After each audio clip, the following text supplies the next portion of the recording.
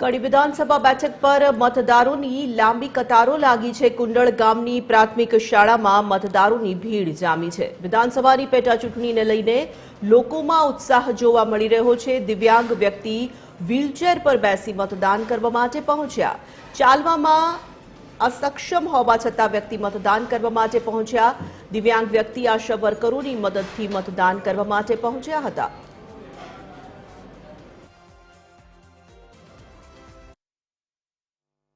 કડી વિધાનસભાની પેટા ચૂંટણી માટે મતદાન જારી છે, ત્યારે કુંડાળ જે પ્રાથમિક શાળા છે ત્યાં પણ મતદાન છે તે યોજાઈ રહ્યું છે। જેવી રીતે દ્રશ્યોમાં જોઈ શકાય છે કે મતદાનની પ્રક્રિયા છે તે ચાલી રહી છે અને લોકો છે તે મત આપવા માટે મોટી સંખ્યામાં પહોંચી રહ્યા છે। જે રીતે લાઈન છે તે જોઈ શકાય છે દ્રશ્યોમાં કે મોટી સંખ્યામાં મહિલાઓ સહિત જે પુરુષો છે સવારના સમયે મતદાન આપવા માટે પહોંચ્યા છે અને સવારમાં જ લાઈન હોય તે પ્રકારના દ્રશ્યો છે તે જોવા મળી રહ્યા છે। કેટલાક લોકો સાથે વાત કરીશું। અહીંયા મત આપવા આપ પહોંચ્યા છો સવારમાં, કયા મુદ્દાઓને ધ્યાનમાં રાખીને મત આપશો?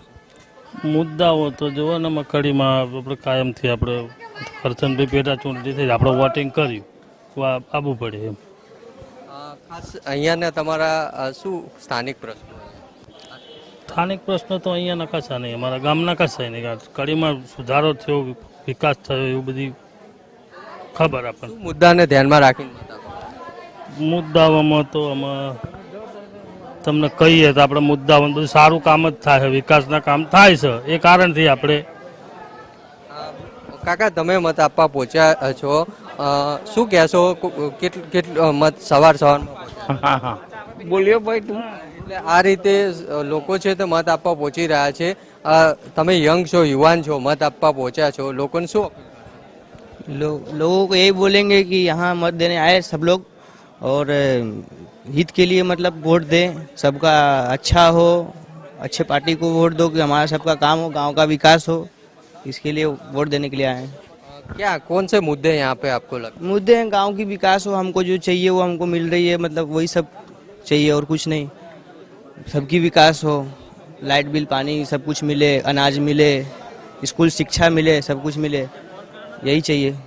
આ રીતે સવારમાં જ મોટી કતારો છે જે કડી જે વિધાનસભા છે તેના મત વિસ્તારમાં ગ્રામ્ય વિસ્તાર આવે છે ત્યાં જોવા મળી રહી છે। અને સવારનો સમય એટલા માટે કારણ કે લોકો બપોરે ગરમી થાય પહેલા મત કરવા માટે પહોંચી રહ્યા છે। કેમેરામેન નીતિન બગડા સાથે મૌલિક ઉપાધ્યાય, TV13 ગુજરાતી, અમદાવાદ। મતદાન છે તે ચાલી રહ્યું છે ત્યારે તેની વચ્ચે જે શારીરિક રીતે સક્ષમ નથી તેવા લોકો પણ મતદાન કરવા માટે પહોંચી રહ્યા છે ને એક ઉદાહરણ પૂરું પાડી રહ્યા છે।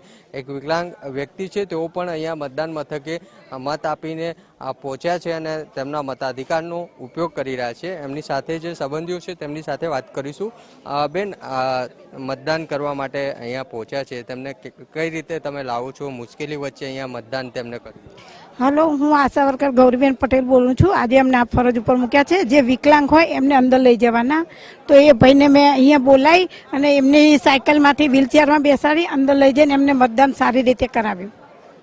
એટલે આ રીતે જોઈ શકો છો કે વિકલાંગ વ્યક્તિ છે તેમને પણ તેમનો મતાધિકાર છે તેમનો ઉપયોગ કર્યો છે અને અહીંયાથી મતદાન કરીને તેઓ જઈ રહ્યા છે। ખાસ કડી વિધાનસભાની જે પેટા ચૂંટણી છે તેમાં સવારથી જ મોટાભાગના સેન્ટરો પર બૂથ ઉપર જે મતદારોની કતાર છે તે જોવા મળી રહી છે। કેમેરામેન નીતિન બગડા સાથે મૌલિક ઉપાધ્યાય, TV13 ગુજરાતી, કડી।